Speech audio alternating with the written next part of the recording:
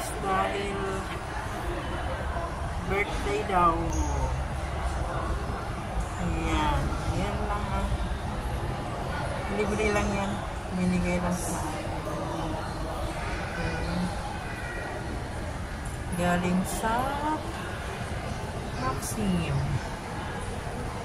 Ito na ba? Sabi mo muna ng Maxim. Maxim. Hindi makita. Ayun. Maxim cakes. Ganun lang kasi.